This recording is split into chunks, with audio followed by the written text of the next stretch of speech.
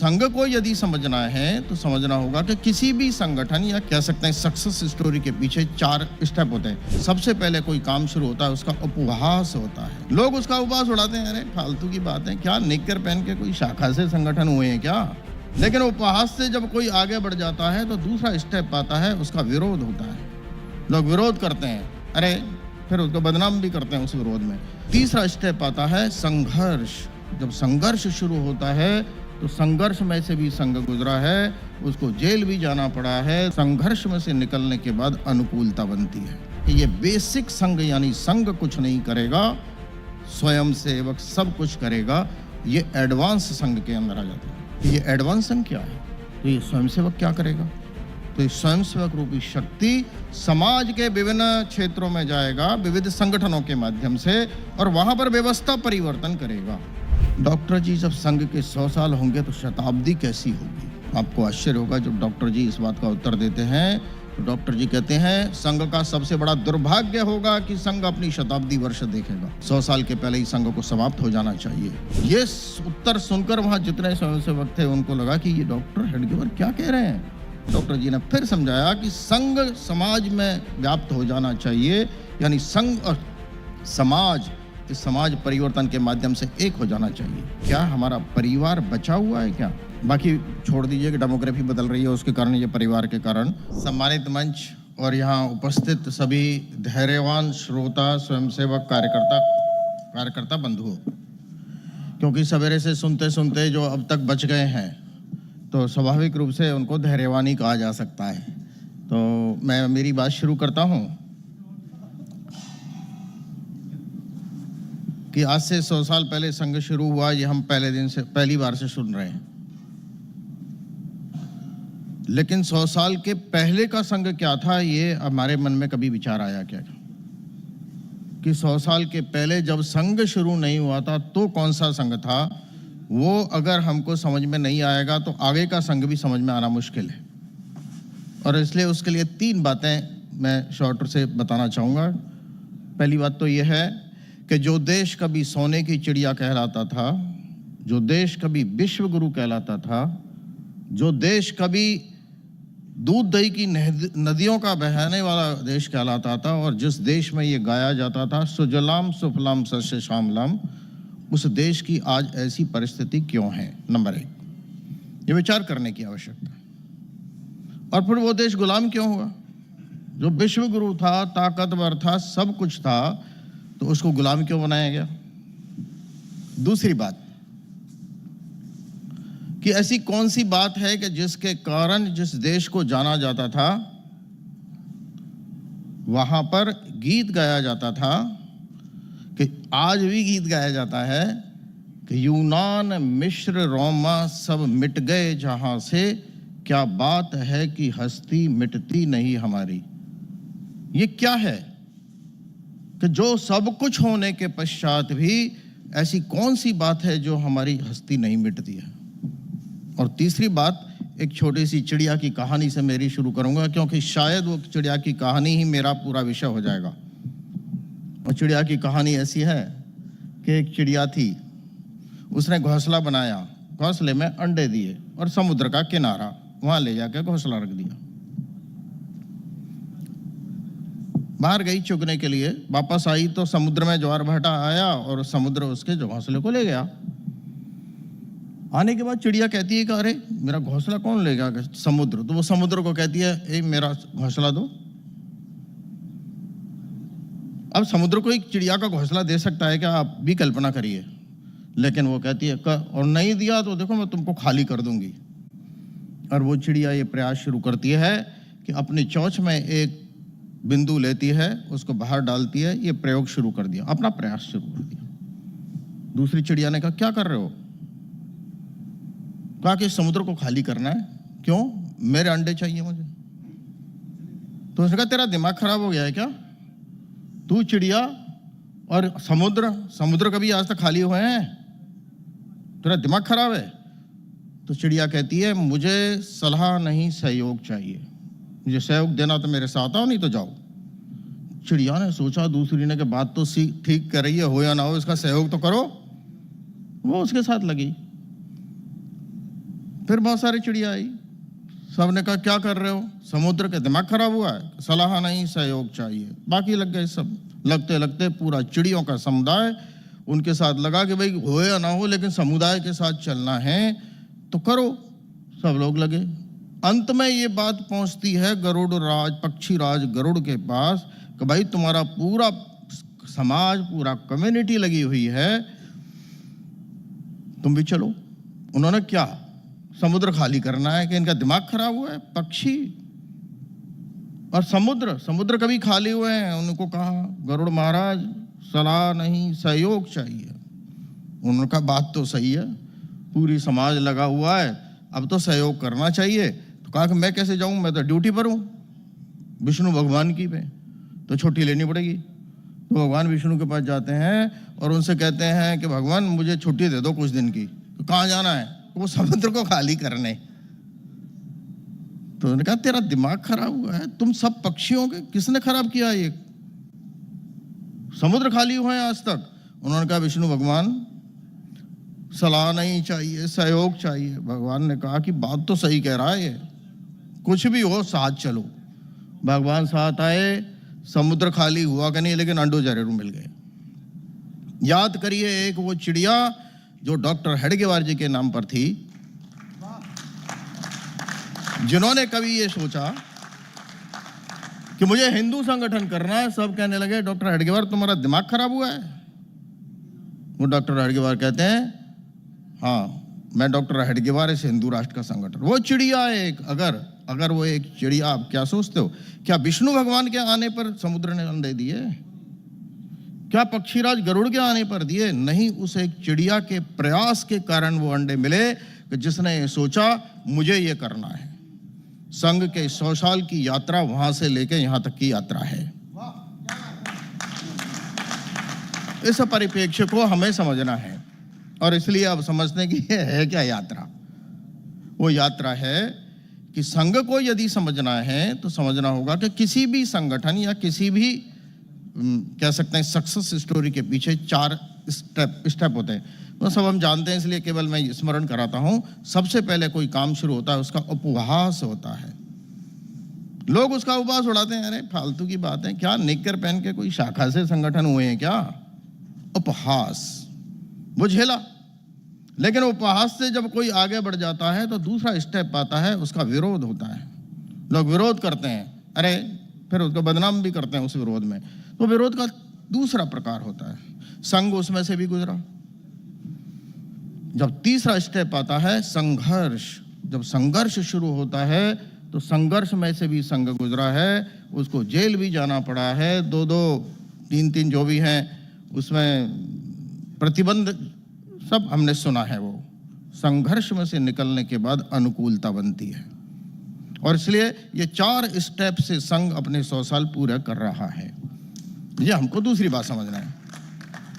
अब तीसरा पक्ष समझना है कि संघ क्या है। तो संघ को समझने के लिए वर्तमान की स्थिति में है कि संघ के 3 प्रकार हैं। पहला है बेसिक संघ, व्हाट इज बेसिक आरएसएस। दूसरा समझना होगा कि व्हाट इज एडवांस आरएसएस, कि संघ का एडवांस वर्जन क्या है वो। और तीसरा समझना होगा अप्लाइड संघ। तो जब डॉक्टर जी ने सोचा कि ये विश्व गुरु भारत क्यों हुआ तो उसका मूल कारण था इस व्यक्ति के अंदर आत्म केंद्रित स्वार्थ भावना पैदा हो गई और वो केवल मैं, मेरा परिवार, मेरा स्वार्थ इसके अंदर लग गया। उसका राष्ट्रीय चरित्र खत्म हो गया। उसके कारण बाकी सब कुछ हुआ, गुलाम ये वो सब चला। ये चरित्र कैसे निर्माण होगा? अंग्रेजों के जाने के बाद में भी ये देश स्वतंत्र रहेगा, इस बात की क्या गारंटी है? इसलिए डॉक्टर जी ने सोचा कि कोई व्यक्ति निर्माण करने की इस प्रकार की पद्धति निर्माण करनी पड़ेगी जो कि समाज में किन्हीं कारणों से खत्म हो गई। घर में संस्कार खत्म हो गए, विद्यालयों में गुरुकुलों में खत्म हो गए, समाज में खत्म हो गए। तो व्यक्ति निर्माण करने की प्रक्रिया जो किसी भी कारण से खत्म हुई, परम पूजनीय डॉक्टर हेडगेवार ने उस समय सोचा ये व्यक्ति निर्माण का कोई तंत्र खड़ा करना पड़ेगा और वह है राष्ट्रीय स्वयंसेवक संघ की दैनिक शाखा।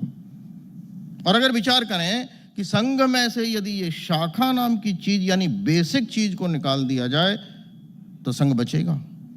तो विचार करने के बाद है कि जिस प्रकार से मनुष्य के अंदर से उसके श्वास को निकाल दिया जाए तो मनुष्य नहीं बच सकता, हाँ उसका शरीर जरूर होगा। ठीक इसी प्रकार से ये बेसिक संघ का मतलब ये संघ की शाखा जिसको हम दैनिक शाखा बोलते हैं, और जैसा बताया लगभग 85,000, अब तो 1 लाख हो गई होंगी। 1 लाख स्थानों पर पूरे देश में संघ की शाखा है। और आपकी जानकारी के लिए केवल 1 लाख नहीं, विश्व के 82 देशों के अंदर है।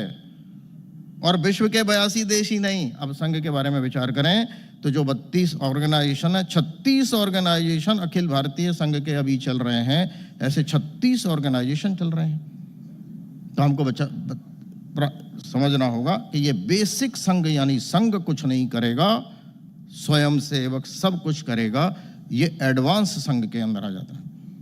और इसलिए 1947 के बाद बात शुरू होती है, आजादी के बाद जैसे कह सकते हैं। संघ का दूसरा विषय चालू होता है कि ये एडवांस संघ क्या है, तो ये स्वयंसेवक क्या करेगा। तो ये स्वयंसेवक रूपी शक्ति समाज के विभिन्न क्षेत्रों में जाएगा विविध संगठनों के माध्यम से, और वहां पर व्यवस्था परिवर्तन करेगा। और इसलिए समाज के व्यवस्था परिवर्तन का संघ का ये एडवांस संघ का वो है। 2006 तक ये एडवांस संघ का काम चला कि किसी भी क्षेत्र में उठाकर देख लीजिए, विद्या भारती विश्व का सबसे बड़ा संगठन, सेवा भारती 1,25,000 से ज्यादा सेवा के प्रकल्प चल रहे हैं। एकल विद्यालय जैसे बताया 90,000 या 1 लाख से ऊपर है कहीं विश्व में ऐसा। चाहे संस्कार भारती हो, चाहे विद्यार्थी परिषद विश्व का सबसे बड़ा संगठन हो, चाहे किसान संघ सबसे बड़ा संगठन हो, मजदूर संघ हो, सबने अपना मॉडल दिया भारत का। ये भारतीय मॉडल जो अपना हिंदुत्व का मॉडल है, ये समाज में स्थापित करके व्यवस्था परिवर्तन करने का काम, यानी एडवांस संघ। अब ये सब कुछ हो गया। अब तीसरा पार्ट आता है, वो है अप्लाइड संघ। ये अप्लाइड संघ क्या है, तो आप विचार करिए कि जब विश्व के 36 ऑर्गेनाइजेशन विश्व के सबसे बड़े बड़े समाज परिवर्तन के लिए लग रहे हैं, समाज में व्यवस्था परिवर्तन के लिए लग रहे हैं, तो परम पूज्य डॉक्टर जी की 2006 में जब जन्म शताब्दी आती है तो विचार किया इससे समाज में परिवर्तन आया है क्या। यहां से चिंतन प्रारंभ होता है।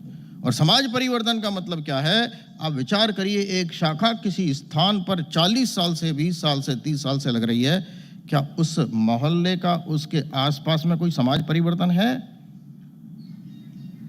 एक शहर में 15-20 ऑर्गेनाइजेशन संघ के एक साथ काम कर रहे हैं, वहां पर कोई समाज परिवर्तन है। और आप समाज परिवर्तन की कल्पना करें तो आप बताइए, देश का जीडीपी बढ़ रहा हो और देश में श्वास लेने के लिए परेशानी हो, देश का जीडीपी बढ़ रहा हो तो देश में मरीजों की संख्या और हॉस्पिटल्स की संख्या बढ़ रही हो, ये कौन सा प्रगति है, ये कौन सा डेवलपमेंट है। विचार करने की आवश्यकता है।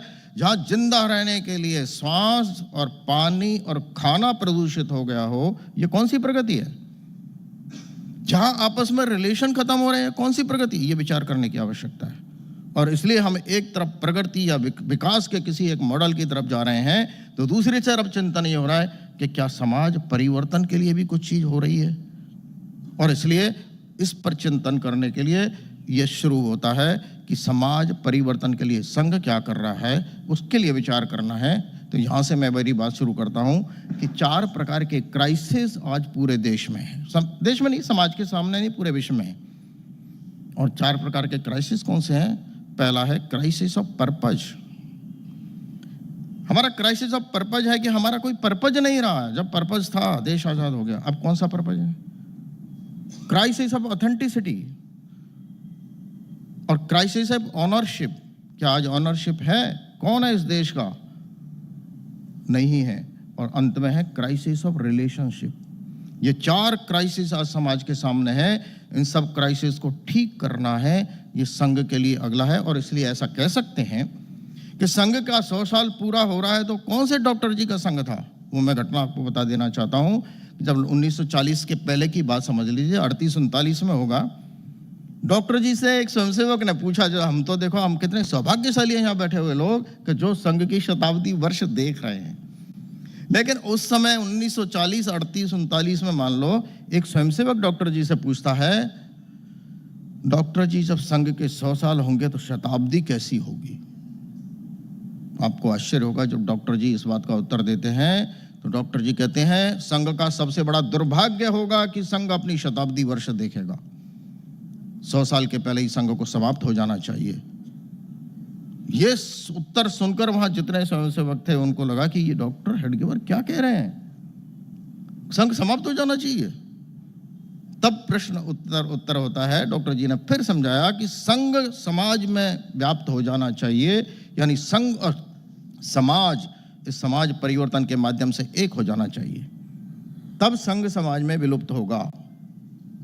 अब ये विचार शायद समझ में नहीं आया, लेकिन आज 100 साल के बाद जब संघ विचार कर रहा है कि संघ के आगे के कोई भी, हम भी विचार करेंगे कि क्या रोड मैप है 15 साल का, आगामी आने वाले 25 सालों में संघ का क्या रोड मैप है। वो रोड मैप जो अभी दिया जा रहा है, इस आपको भी समझ में आया होगा कि पंच परिवर्तन को लेकर संघ चला है। और सूचना क्या है, बड़े कार्यक्रम नहीं करने, क्या करना है, छोटे से छोटा करना। छोटे से छोटा क्या है, व्यक्ति व्यक्ति से संपर्क, घर घर संपर्क।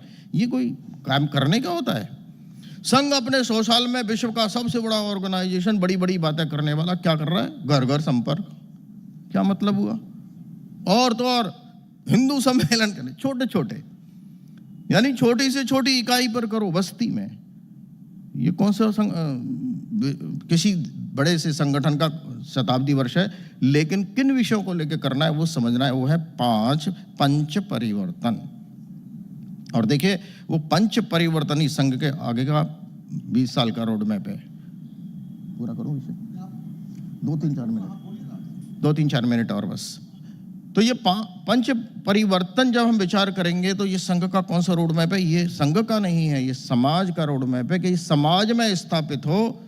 और वो समाज में स्थापित होने वाला पहला है परिवार प्रबोधन। क्या हमारे परिवार हैं?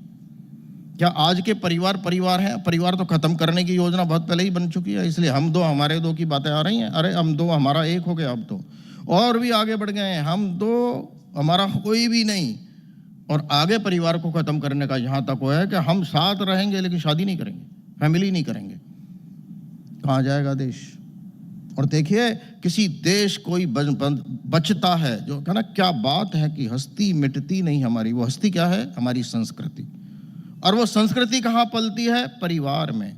जब परिवार खत्म हो जाएंगे तो संस्कृति भी खत्म हो जाएगी, क्योंकि कोई स्कूलों में संस्कृति नहीं मिली आज तक।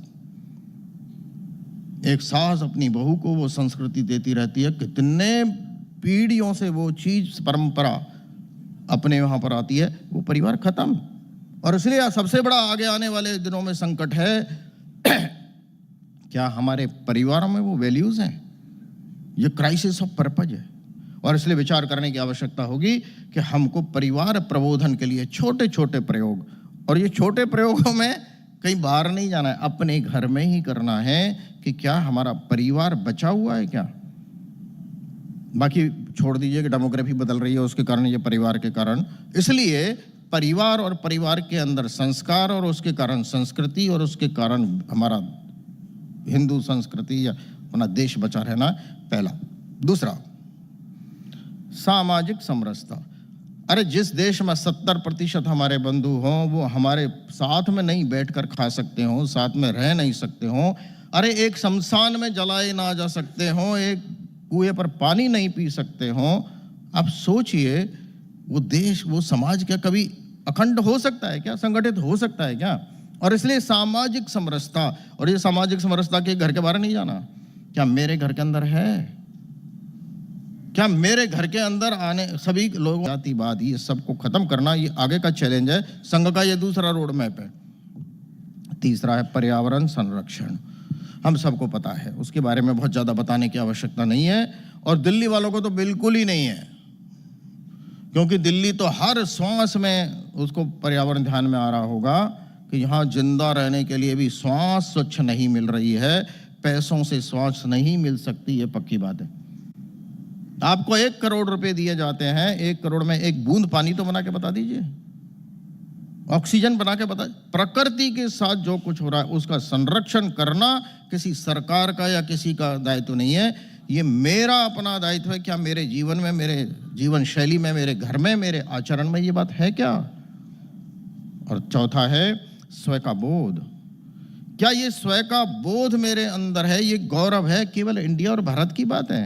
अरे ये शब्द नहीं है। इंडिया कहने पर अंग्रेज, गुलामी, ईस्ट इंडिया कंपनी, हम कुछ नहीं थे, इस निराशा का भाव आता है। तो भारत कहते ही भारत, इस देश का गौरव, इस देश का इतिहास, एक महानता ध्यान में आती है। ये स्थापित होना बहुत जरूरी है। और ये स्वाभिमान शून्यता जो इस देश के आने वाले जैन जी जिसको आजकल बोला जा रहा है, उसके अंदर नहीं हुई तो ये देश का भविष्य क्या होगा, ये विचार। इसलिए स्वयं का बोध आना जरूरी है। और स्वयं के बोध में कुछ बात नहीं है। हम में से कितने लोग हिंदी में सिग्नेचर करते हैं? यहीं से स्वयं का बोध शुरू होता है। क्या आत्म गौरव है मुझे मेरे हिंदी में साइन करने का? हिंदी अंग्रेजी की बात नहीं है, अपनी मातृभाषा में। पंजाबी कोई पंजाबी में करता है क्या, मेरे को बता दीजिए? लेकिन नहीं है, क्योंकि यहाँ से ही स्वयं का बोध चालू होता है। हमारे घर की नेम प्लेट कौन सी रहती है? दुकान की नेम प्लेट कौन सी होती है? अरे जहाँ 99% लोग हिंदी समझते हो, वहाँ अंग्रेजी में बोर्ड लगे रहते हैं। कौन सी मानसिकता है? स्वयं का बोध। और इसलिए हमें अपने देश पर, धर्म पर, ग्रंथों पर, इतिहास पर जब तक गौरव नहीं होगा, जब तक देश महान नहीं बन सकता। और चौथा है, अंतिम है, नागरिक कर्तव्य। क्या हमारे अंदर नागरिक कर्तव्य है? चौराहे पर हम लाइट जंप करके जाएंगे, कहते हैं कैसे लोग हैं, भीड़ लगा के रखते हैं। क्या ये नागरिक कर्तव्य का मतलब नागरिक शिष्टाचार है? अगर मेरे को अनावश्यक बिजली जलती हुई दिखाई देती है, मैंने बंद कर दिया, ये मेरा शिष्टाचार है, ये कर्तव्य नहीं। और दुर्भाग्य से इस देश में हमें संविधान के हमारे अधिकार पढ़ाए जाते हैं, लेकिन संविधान में कितने नागरिक कर्तव्य ही नहीं किसी को पता होगा। संविधान में 11 नागरिक कर्तव्य दिए गए हैं जिनको हमें स्वयं अपनाना चाहिए, वो नहीं है। ये नागरिक कर्तव्य पैदा होना जरूरी है। हर व्यक्ति को विचार करिए कि ये नागरिक कर्तव्य क्या हमारे अंदर है। अब जब ये 5 बातों को लेकर संघ आगे के रोड मैप पे चला, तो ये व्यक्ति के अंदर निर्माण करना, इसके लिए कोई बड़े बड़े कार्यक्रम करने की आवश्यकता नहीं है।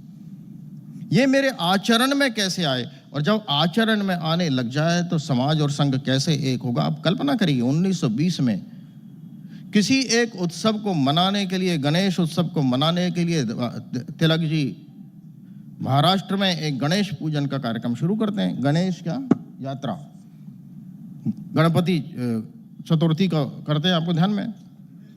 आज कौन करता है? समाज ने अपना लिया उसको। और जब समाज इस बात को करने लग जाता है तो कितने तिलकों को याद कर रहा है आज। ठीक संघ वो ये चाह रहा है कि समाज की व्यवस्था, वही उसका परम वैभव है कि समाज स्वस्फूर्त, संगठित, एक दिशा में विश्व कल्याण के लिए विचार करना जब शुरू कर देगा, तब उसको कहेंगे समाज परिवर्तन। और शायद हम लोगों में से बहुत सारे लोग ये एक दूसरा प्रश्न करते हैं, जो मेरी अंतिम बात होगी, कब तक हो जाएगा? 100 साल तो हो गए, कब तक हो जाएगा? तो देखिए, वही है, प्रयास करिए, सलाह नहीं, सहयोग करते जाइए। डॉक्टर जी के जीवन के अंतिम कहानी में सुना के बताता हूँ कि एक स्वयंसेवक को जगाने डॉक्टर जी रोज जाते थे। स्वयंसेवक चक्कर मारता रहता था। वो डॉक्टर जी के जिंदे रहते हुए कभी शाखा में नहीं गया। डॉक्टर जी प्रयास करते रहे, चल भाई शाखा में आओ। अरे डॉक्टर जी बाहर आओ। जब डॉक्टर जी की स्वर्गवास हो गया, नागपुर की बात है, स्वर्गवास हो गया, उनका शव यात्रा जा रही थी, तो उसने देखा बहुत भीड़ है। किसकी है ये? अरे वो डॉक्टर हेडगेवार जी। अरे वो हेडगेवार जी जो मुझे जगाने आते थे। हाँ, अरे चलो। और वो उनकी शव यात्रा में जाते हैं। शव यात्रा में देखते हैं वहाँ तो नागपुर के बड़े बड़े लोग हैं, इतनी भीड़ है। उन्होंने कहा ये वो डॉक्टर हेडगेवार जो मुझे जगाने आते थे, वो हैं क्या? ओहो, और उनकी इतनी फॉलोइंग है। ओहो, तो कोई महत्वपूर्ण काम होगा। डॉक्टर जी के मृत्यु के बाद वो स्वयंसेवक आमरण स्वयंसेवक रहा, नित्य शाखा कभी नहीं छोड़ी, यानी प्रयास से परिवर्तन है। और इसलिए आप कल्पना मत करिए कि अपने जीवन में हो जाएगा। मतलब मैं निराश नहीं कर रहा, हमारे जीवन में ही देखने को मिलेगा 100%। लेकिन हमको 4 दिन बाद लगने लगता है क्या हो गया, इतनी बात कर रहे हैं, कुछ कर ही नहीं रहा ये हिंदू समाज, तो कभी नहीं उठेगा, कुंभकर्ण है। अरे भाई साहब, डॉक्टर जी का जगाना कभी खत्म नहीं हुआ, उनकी मृत्यु के बाद उसका परिणाम ये है संघ। और इसलिए सतत साधना और इस प्रकार के लोगों का तपस्या, और जीवन भर जो बहुत सारे लोग इस काम को लेकर चले हैं, इस प्रकार के लोगों की तपस्या के कारण आज संघ 100 साल में यहाँ पहुँचा है। मुझे लगता है उन तपस्वियों के जीवन को हम और आगे ले जाएंगे, और संघ के आगे का रोड मैप जो हमारा पंच परिवर्तन है, ये अपने जीवन में लाकर समाज के आचरण में को लाना, यही मुझे लगता है इसका उद्देश्य है। नमस्कार, धन्यवाद।